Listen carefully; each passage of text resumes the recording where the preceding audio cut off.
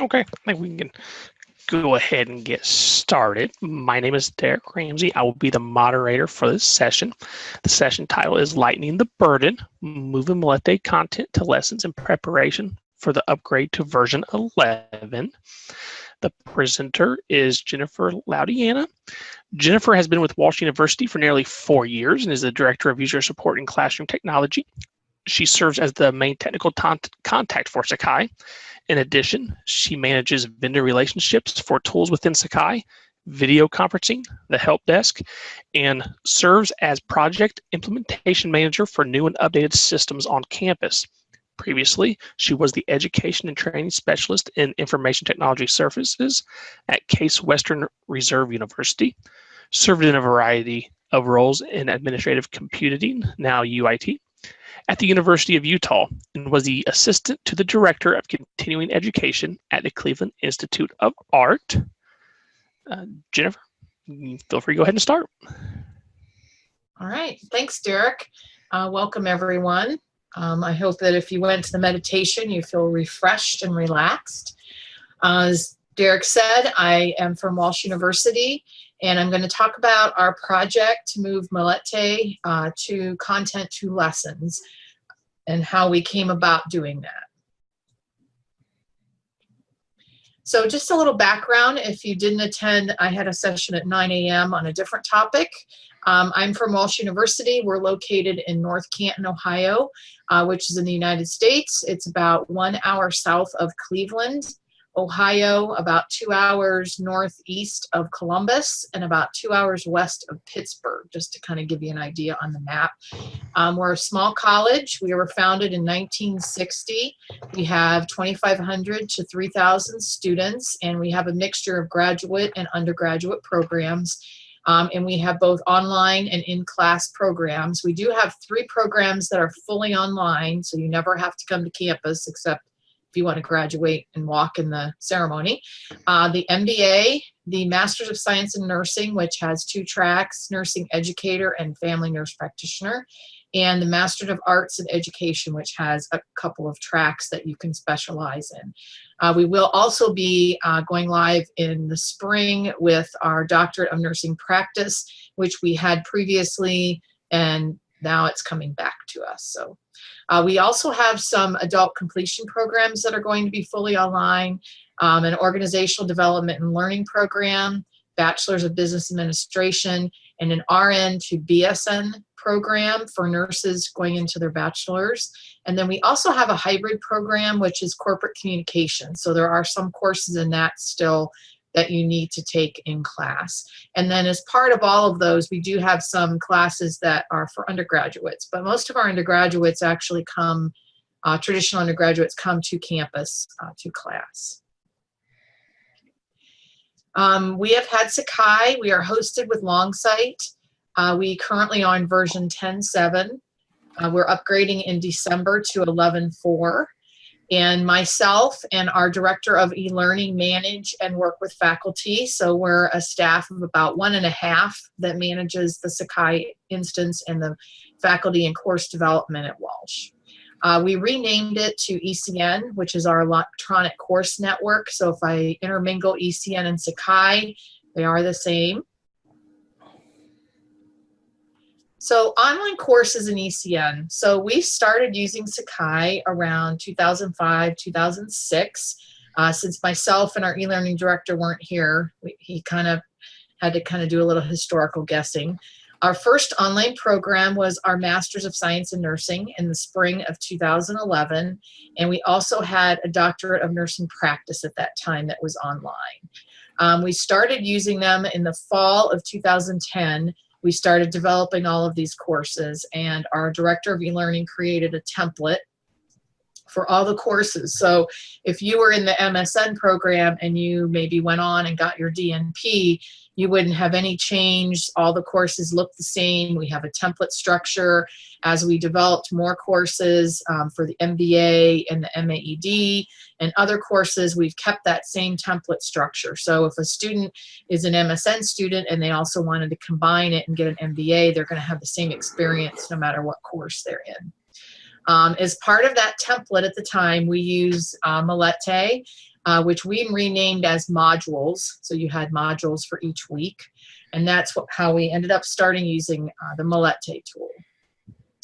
I mentioned the templates, a couple of things. There's the standard homepage, which we've developed a framework on the front page, which you'll see where it has the instructor information, what the course is, the objectives, some guidelines, and then we have some links for Netiquette, the syllabus, and other online student information. We also standardize the left navigation, so all the navigation is on the left-hand side. So if instructors add or subtract tools, they will always be on the left-hand side. Also, we have used Melete to set up the template for the weekly assignments and the information. So that's all laid out. Actually, we used an HTML format, and it has everything lined up. The icons are the same. So if you're looking at a presentation, you'll see the same icon no matter what course you're in. We also follow the Quality Matters guidelines for our online courses. So that was another reason that we went to the template, because it kind of set it up so that we automatically covered quite a few of the Quality Matters rubric items by using that template. So this is the home screen of our courses. You can see this example. It has the name of the course. It has the instructor, their email address, if they have phone number, however you can get in touch with them, and their information, the description of the course, the objectives, and then down at the bottom here is where we have some of our online learning. This one didn't have a syllabus link to it, but technical requirements, Netiquette, and then we let them know the logistics of the course. So all of our course information currently is in modules, which is in the left menu. And when they click on modules, everything is organized. So we have each module section. They can click here and see the overview and outcomes, the key concepts for that week, all the learning activities, if there's learning assessment, and then if they have reference and supplementary readings, that information is there. The instructor can also set these to open and close. It's up to them how they want to handle that. If they want them to open each week so that the students don't start getting self-paced, they can do that. A lot of instructors open them and just leave them open for the whole semester, and then they'll close them all at the end of the semester after all the grades are in, just so that it closes and then they'll get ready for the next set of courses. Once you click on, for example, the overview and outcomes, this is what our template looks like. So you'll see the overview, the outcomes. If you clicked on the link that said learning activities, this is what it would look like. These icons are the same for all the programs and courses. So you know if you see the screen, your video should be there. If you see the book, this is all your reading information. The discussion people, this is usually the discussion and other activities and homework that the students may have to do. So that's kind of a quick look at that.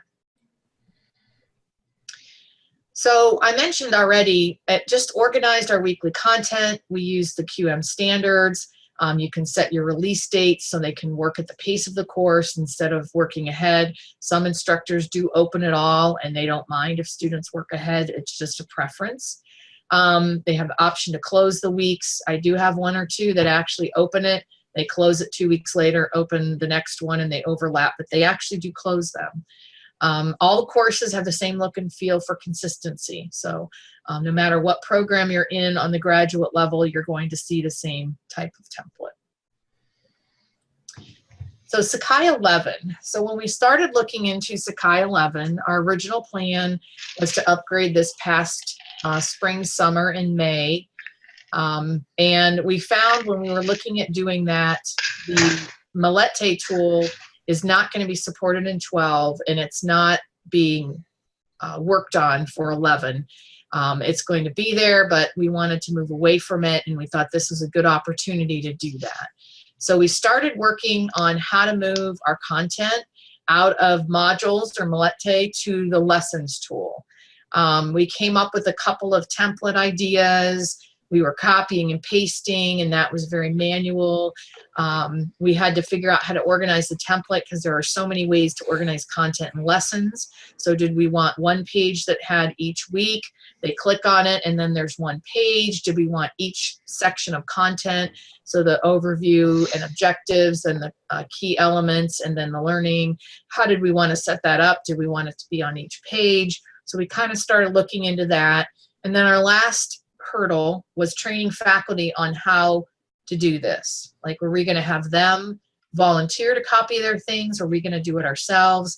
We're about a 1.5 member shop. So I'm probably about half Sakai in my job and my role. And then our director of e-learning does that full time, and he does all the faculty development. And in the meantime, we were rolling out some new programs. So he was very busy working with faculty to develop new programs. So after all of that, we found a solution. So what we were doing was very labor intensive, as I said. So I sent something out to the Sakai user list asking if any other university had to do this, if they used the Melete tool, how did they convert things to lessons, just to get some ideas. And actually, the University of Southern Alabama, Jeff Davidson answered and said, we're having the same problem. They are also hosted by Longsight. So we talked with Longsight and found out that we could actually have them write a script for us. And we worked with Matt Jones to write a script that will import the exported zip file from Melete to lessons, and it will format everything for us. So we tested that out in the spring, and we have actually been using it. It works very well. I'm going to talk a little bit more about how it works. So I can't address the technical side. Maybe Derek can. I know he worked with us as well. We export the modules from production, which is our 10.7 instance right now, into a zip file. And it exports all of the modules. It puts in a zip file. All you have to do is save it somewhere. In the 11 environment, which is currently in our development environment, we add the lessons tool to the course we want to import to. We go to the lesson and we click more and then click import. And we find that zip file and click import, and it actually does magical things. And it creates a button on the left menu that has it set up in the lessons format, and that's it. So then we can go in and remove the first lessons that we created and the modules tool, and the instructor would only see, for example, MBA 622A Fall 17, or whatever the name of their course is. And they would see that on the left, and then they're welcome to change the name. But that was a good way for us to be able to make it apparent that there was something there that's new. And throughout my training, we're doing training sessions now to get ready for the upgrade. I mention that and have them go in and actually work with it a little bit. So let me I'm going to change my screen. I'm going to actually show you how this works between our current 10 and 11, and then I'll talk about the future as well. So let me pause here.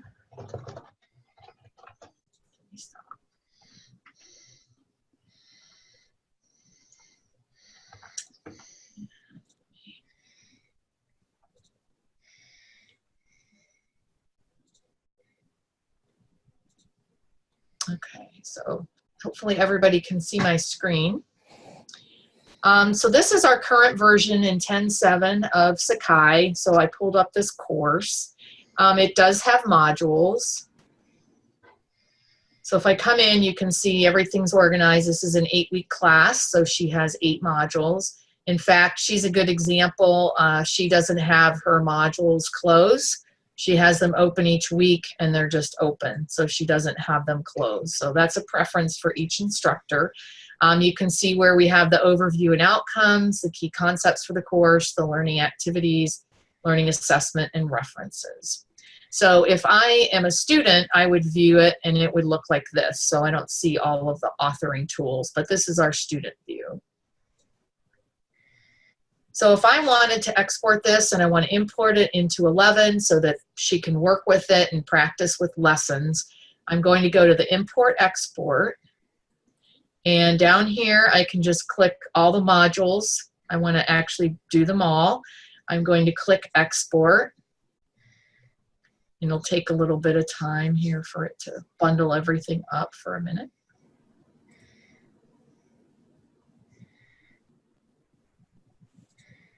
I'll look at the chat. I'm waiting.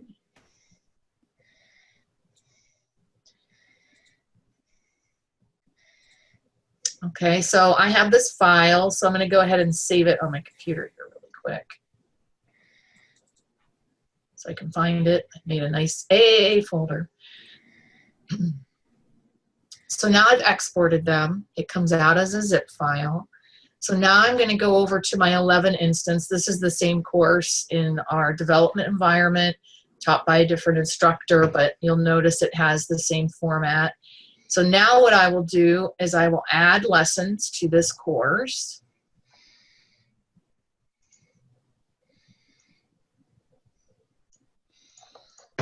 It's taking a second. Okay. And if I go into the Manage Tools, I can find lessons. And this seems kind of a lot of work, but it's much better than what our alternative was in the beginning. So if I go to lessons, and we have modules that appears here, so that will also be there as a reference for the instructor. So we're going to go to More Tools, Import CCCP, and we're going to find my file, which is here. Just my webinars. So you don't need to open the zip files, actually just leave them as they are. I'll get it to Brittany. And then import. 10-pound bag of money, large bills. Okay. You get right on that, right? Thanks. So it'll take a second here to load. And then we've actually, to get ready for our upgrade, we've done a lot of legwork ahead of time. So we have a part-time person who works in the evenings at our help desk, and so sometimes it's not that busy. So we have him, I gave him the list of our courses that are starting the first part of the spring term, and he was able to go through and he went through this process of the export, and then we've saved them in a common drive, common area, so when we go live we will be able to actually just import them all in. Does anybody have any questions while we're waiting for the load here real quick?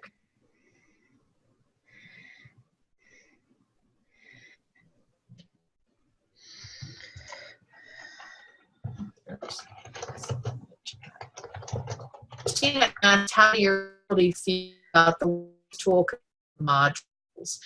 They're just seeing it. We've done a couple of sets, and they actually like it. I don't think they have to do. I think they didn't have to create everything. So I'm going to stop my video. I think that's actually slowing me down a little bit. And then there's another. Francette said it's very positive between modules and lessons. I think the more they use it, it will be positive. I think they just need to kind of get used to it a little bit and work from there.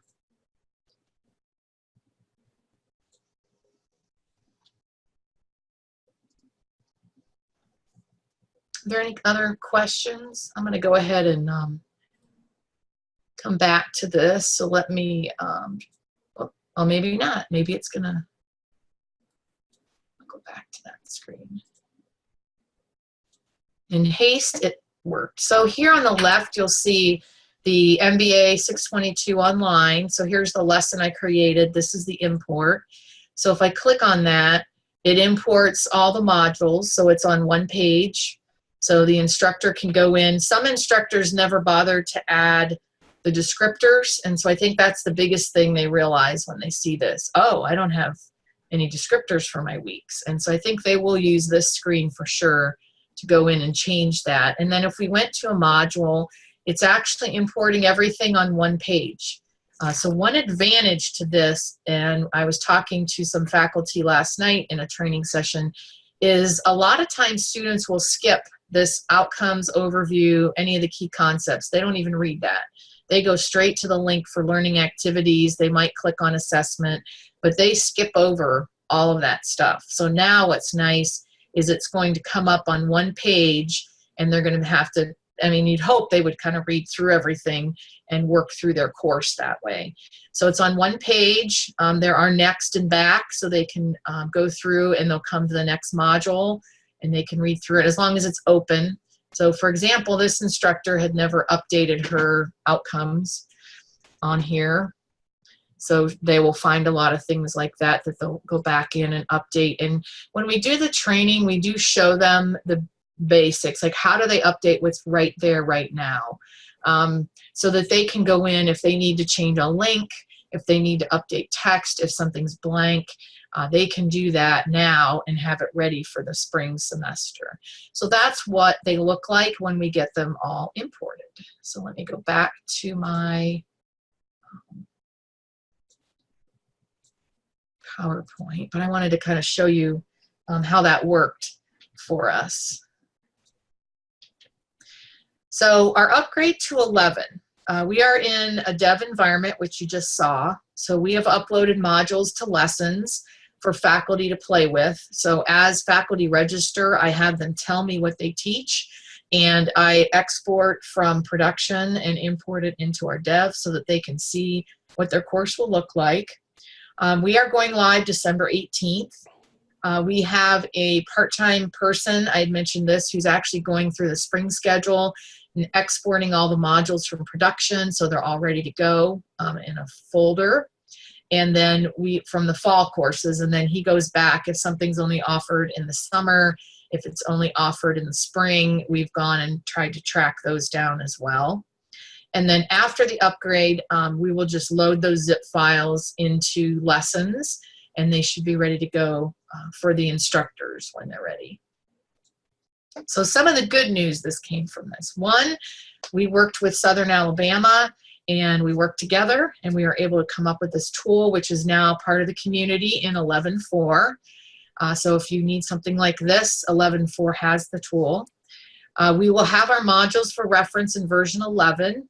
Which will make our faculty feel more at ease, so that in case we miss a course when we're doing the import export, also they can reference back if they feel like they had something in the module that didn't come through for any reason. So far everything is copied over as much as what was there.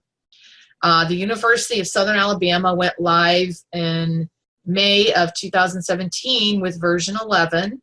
And they've been using the tool. I haven't heard anything that has not worked or anything that has been wrong.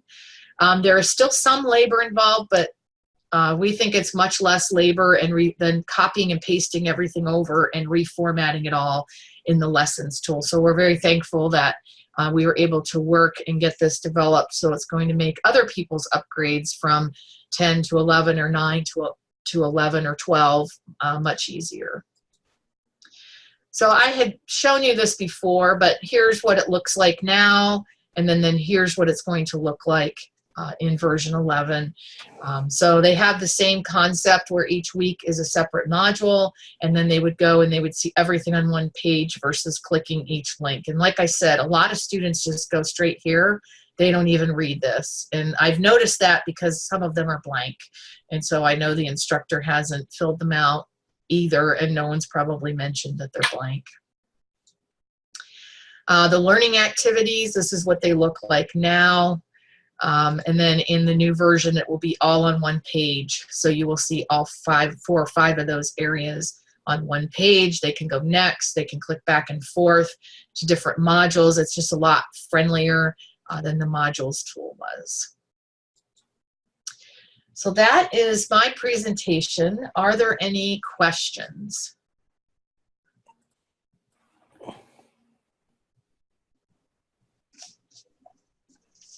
Did we touch base on the last one from Christina? I don't think so. Yeah, as far as I know, Lessons has an option to show a page on a set date, but no close option. Are any of your instructors wanting that ability to automatically close modules? They might. We have not looked at that, but I'm going to look at that and see. They probably will want to close them, and they may have to just set them as a past date, I'm thinking. But that's something we haven't looked at.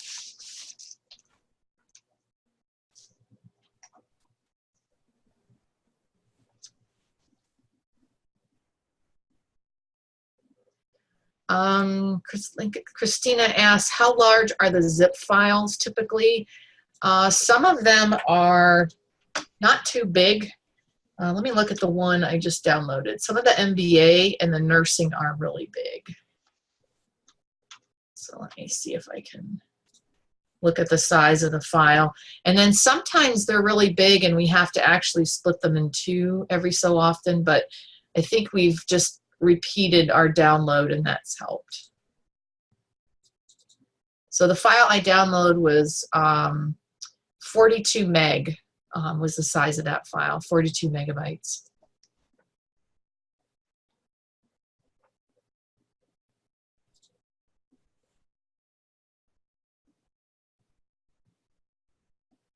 Are there any other questions? And again, I think too, the fact that we have someone who's going to be able to at least do half of the work and get everything ready. And then when we upgrade that day, our e-learning director and he and I will probably split them up and just load them all in. And so when we're done and we open it up to everyone, instructors can go in. And I'm planning to do some short training right before the semester starts, and then probably throughout the beginning of the semester, just to give people the opportunity to talk about if they have any issues as well. And I am going to put together a really short tutorial just to give them something for those who are teaching online that are not in the area, just so that they're prepared, and when they go in, they can edit their own content.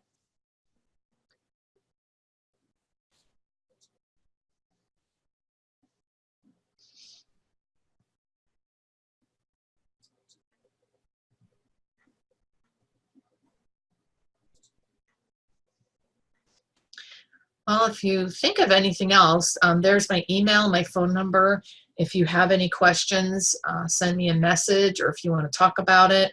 Like I said, it's been pushed into version 11.4, so it's already there. So if you have version 11 and you still are using the Melete tool, you can export and import that content now.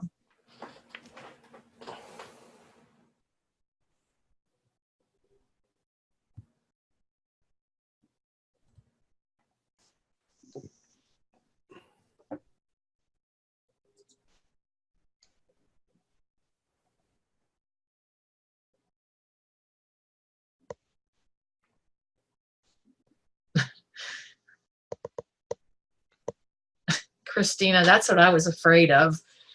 She says, I wish we thought of the idea of making the import work. My instructors had to rebuild all their content, and we're about to skin me alive.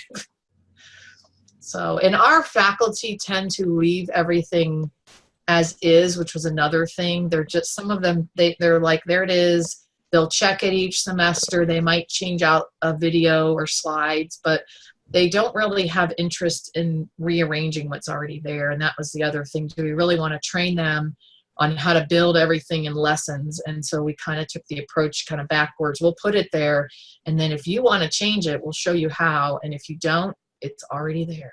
So.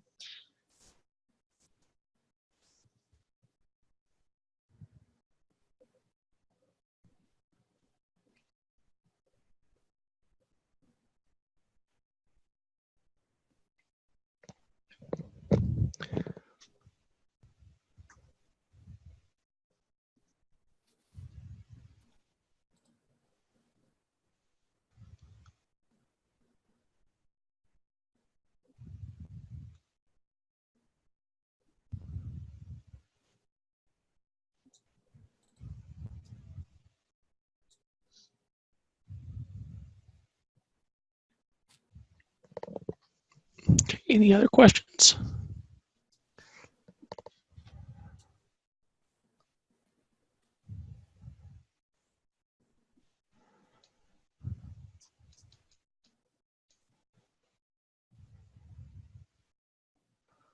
Okay.